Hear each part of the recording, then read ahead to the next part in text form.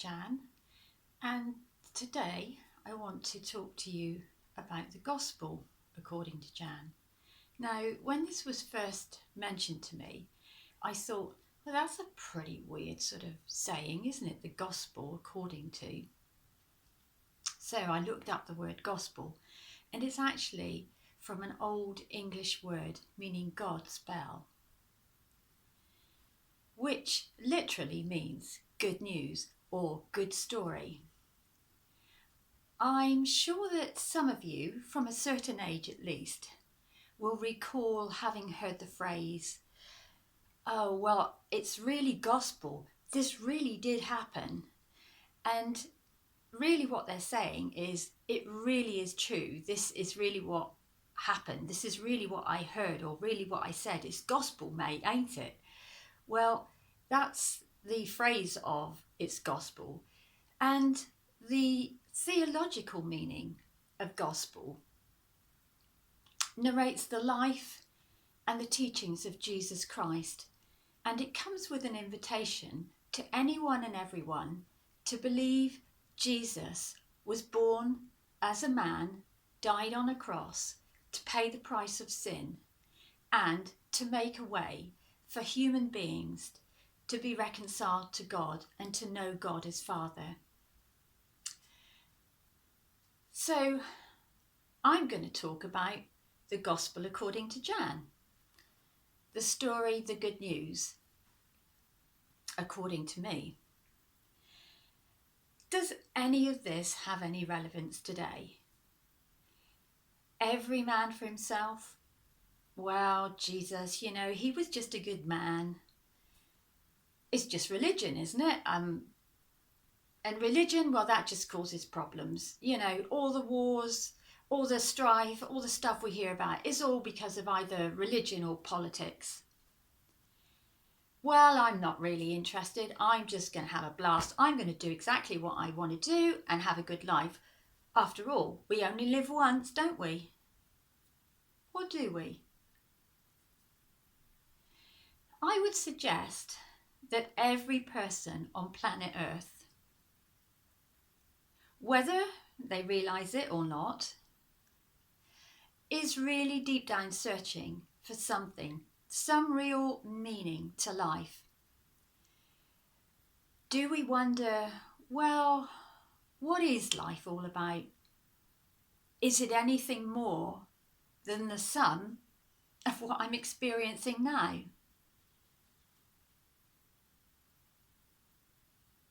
Well, I'm inviting you to just dig a bit deeper with me and to explore with me whether there are answers to these questions. I'm a first-generation Christian, and by that I mean there was no one else in my family that I'm aware of, at least, that was remotely interested in God or Jesus or religion or going to church. It was a complete no-no. Quite the opposite, really. And as a child, I was quite lonely. I didn't actually have any friends, and I spent a lot of my time out on my bicycle, riding round the Dorset countryside on my own. And the thing that kept me going, really, I would say, through all of my childhood was this one thought: as soon as I'm old enough, I am leaving here. I am going to leave home. I'm going to enjoy life. I'm going to experience freedom. I'm going to find out what it is to really live. And sure enough, as soon as I could, when I was just 17, I packed my suitcase. I picked up my best friend, my teddy bear, and I got on a train and went off to Brighton. Well, I expect you've all experienced life doesn't always turn out the way you hope or you would like.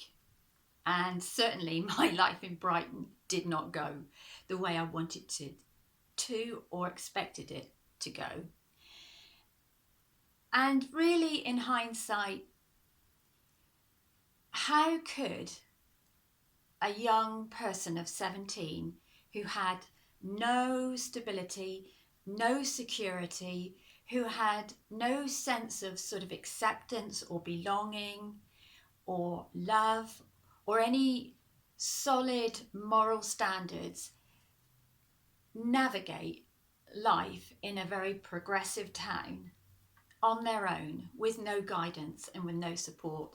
So it's not really surprising that after 6 months, I sort of thought, well, this really isn't working. I'll try something else. So I packed my suitcase, I picked up my bear, another train, another town, further north this time.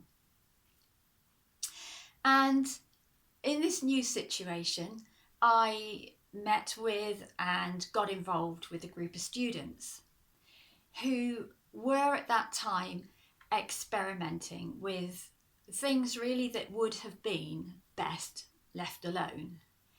But so great was my need to belong and to be part of something that I just went along with it. I just went with the flow.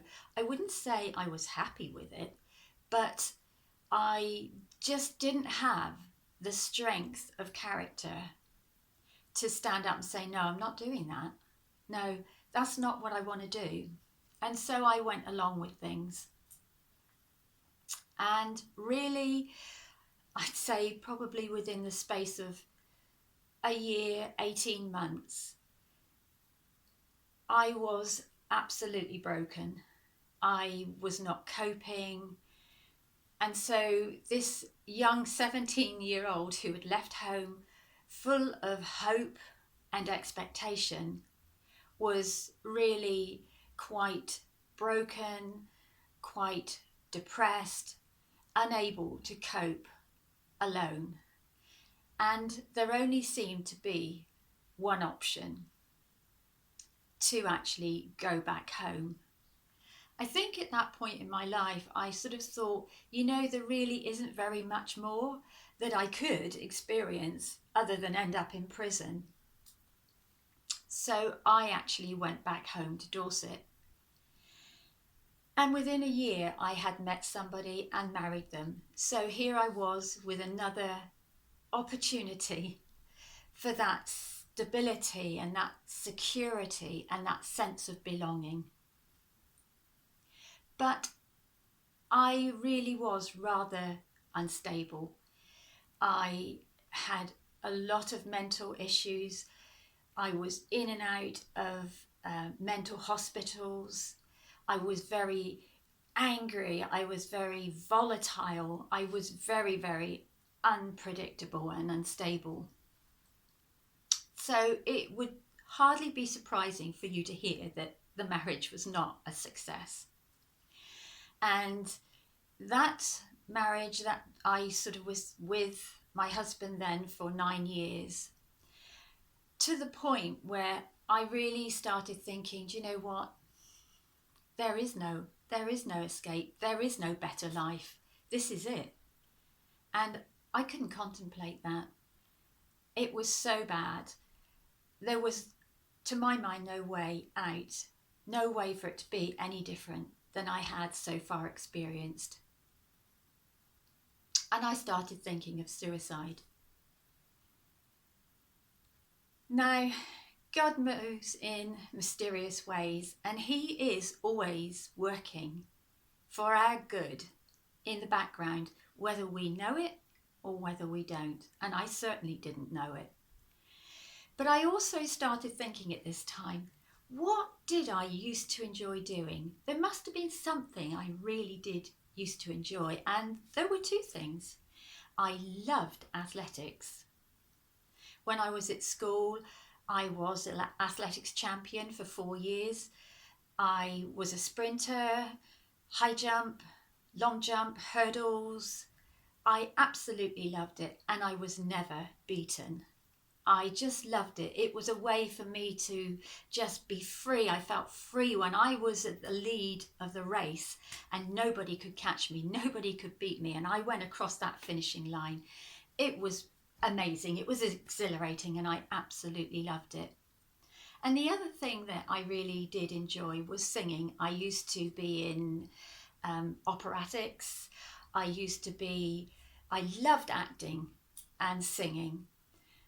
And, in my sort of muddled, befuddled way of thinking at that time, I just sort of thought, oh, I'd like to go somewhere where I could sing. And just as it happens, at that time, one day there was a flyer put through our letterbox from the local churches, and there was this evangelistic meeting being held in Poole. And I thought, oh, they'll sing there. Oh, I think I might go along to that. And I had begun to go to a group that was specifically for depressed people, because at that time I had become very, very introverted. I had retreated right inside of myself. I was unable to communicate really in any fashion. I couldn't articulate anything. And I went along to this group, and because there were people in a similar situation, I could just be there. And I knew that one of these ladies in the group was a Christian, but she didn't actually go to church. She'd had some pretty difficult circumstances and situations and no longer went to church. So I rang her up and I said, have you heard about this meeting? And she said, yeah, I have. Yeah. She said, you don't want to go, do you? And I said, well, yeah, I was thinking about it, but I have never done anything like this. I don't really want to go on my own. And she was like, you don't want me to come, do you? And I said, well, I was kind of hoping you might. And she said, look, I'll think about it. Anyway, unbeknown to me, she rang a friend of hers who was also a Christian. And she said, I don't want to go to this meeting, but Jan's asking about it. So will you come with me and we'll meet her there? Which is what we did. And I remember going into this meeting, and yes, there was a lot of singing. Not, I would hasten to add, the kind of singing I was used to. I was more into Black Sabbath or Led Zeppelin or Leonard Cohen. And this was something else completely. There were people there with their hands raised in the air, and I was just looking around thinking, this is absolutely bonkers. What is going on here? I didn't have a clue. And actually, the most of that meeting, it just went straight over my head. I just couldn't believe what I was seeing. But I do remember right at the end, they did invite people who wanted a relationship with Jesus to respond and come to the front. Or if people wanted to know more and wanted some literature to come down to the front. Now, I didn't want a relationship with Jesus, thank you very much, but I did want some literature. I did want to know more. So I went down and they did give me some literature and they wanted my name and address. Well, I was I'm not sure about this, but I gave it. Anyway, I went home that night and I sat down at the table and read through this little booklet, and this phrase grabbed me: Jesus can give you a new life. And I thought, this life I've got is just horrendous. It's a disaster and it's going nowhere. And I just can't live like this anymore. I don't want to live like this anymore. So the next morning, I had a phone call. And this is how God works, This lady, this friend of my friend who'd gone to this meeting with us the night before, had been given my contact details as a follow-up. And so here she was ringing me saying, oh, I met you last night and you took some literature. Would you like to know more? So I kind of thought, well, I've got nothing to lose. Yeah, okay. So I met up with her and she explained to me, Jesus died on the cross for you. He died that you could have a relationship with him. He died so that you could be forgiven of all the stuff that you have done wrong. And you could come to a place of forgiving people for the stuff that has been done wrongly to you. And you can have a brand new life. You can have a brand new start with a personal relationship with Jesus. And I remember the conflict going on in me. I was like, what? Religion? I don't want to be religious. Oh my goodness, I do not want anything to do with religion. That is simply not who I am. And then there was this other part of me going, I don't want what I've got now. This isn't life. And so I prayed that prayer with her. I asked Jesus to forgive me. And I asked him to take over my life and to live in my heart and to give me that new life. And that is exactly what happened.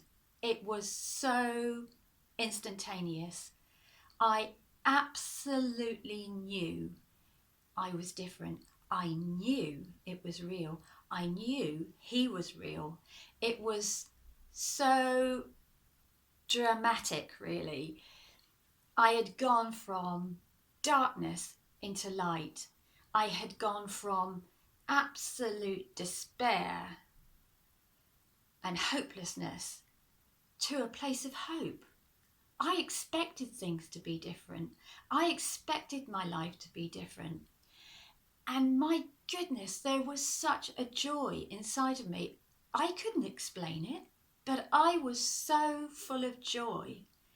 I knew that I had a personal relationship with Jesus. It was a heart thing.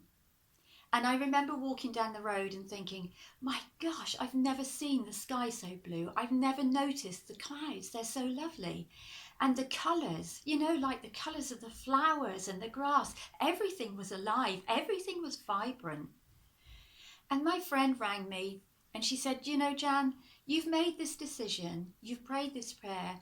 It would be good for you to join a church. And, every relationship needs to grow and develop.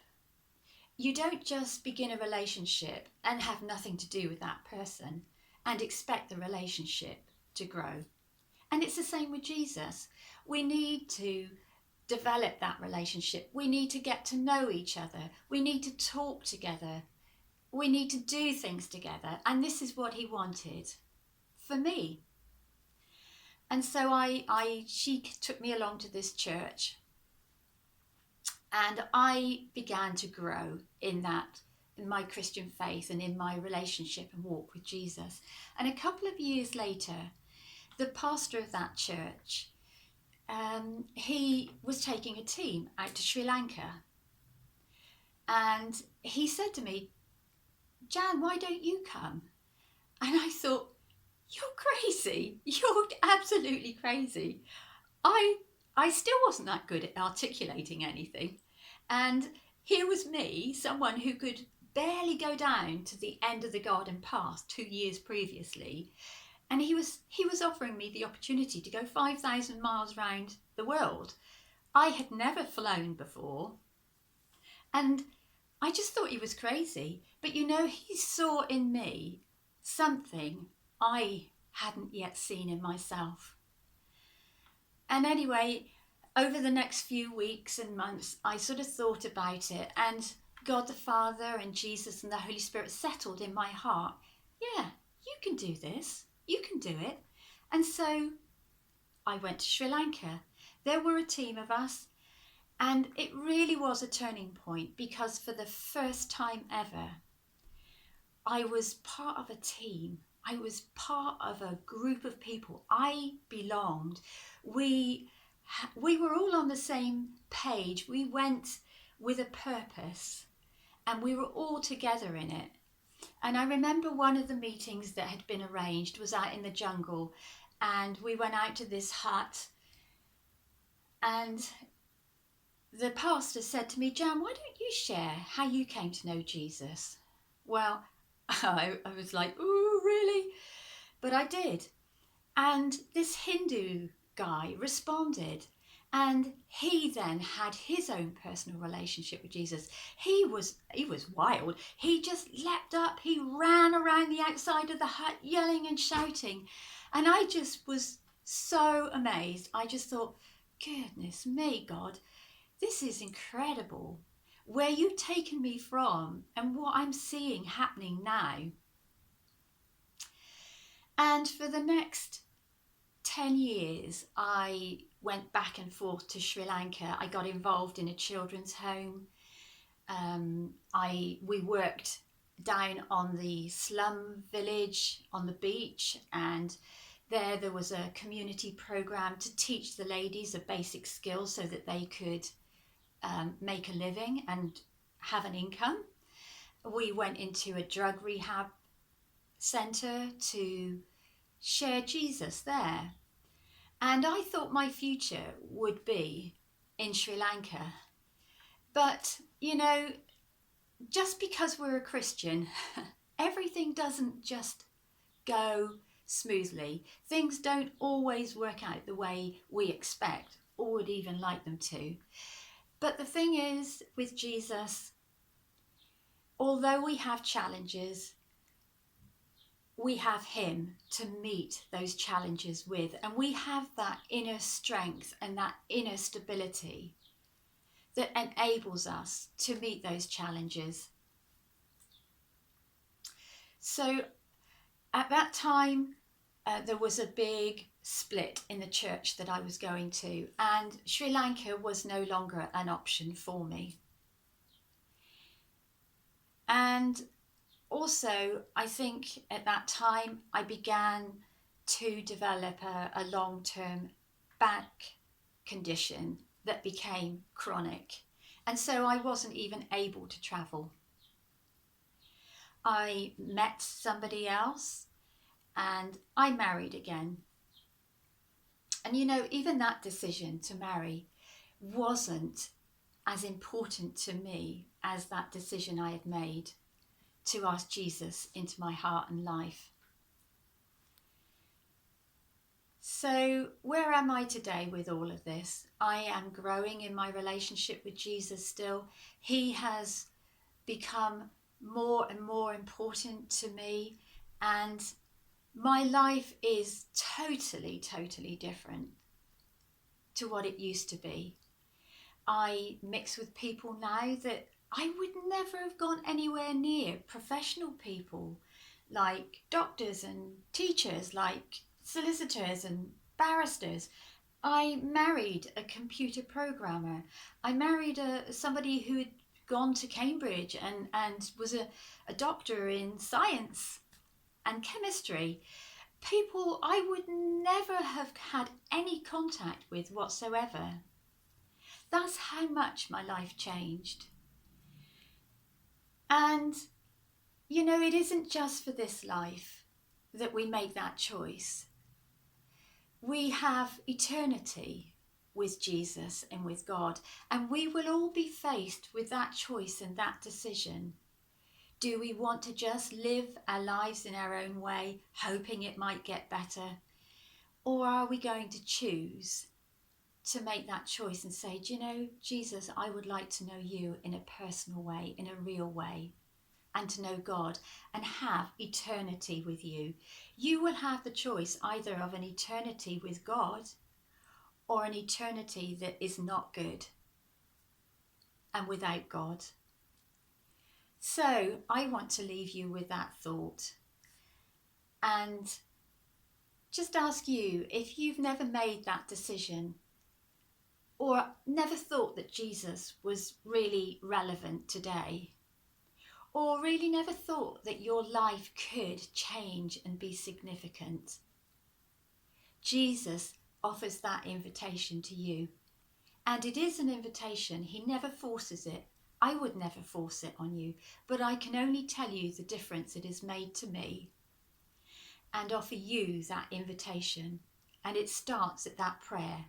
Jesus, I acknowledge that you died on the cross. You died for me. You died for all the sin that I have experienced and all the sin and the bad stuff that has been done to me. And I ask you to come into my heart and give me that new life, that new relationship, that living relationship with you. That could be and would be the best decision you ever made. It certainly has been the best decision I ever made. So that is the gospel, the good news, the good story, according to Jan. So thank you for coming with me on part of that journey. There are so many other stories I could tell you about Sri Lanka, about the things and the situations that God has given me since then and right up to this current date. But there isn't time for that now. But that's where it all begins. That prayer, Jesus, I want that relationship with you. So thank you and bless you for listening.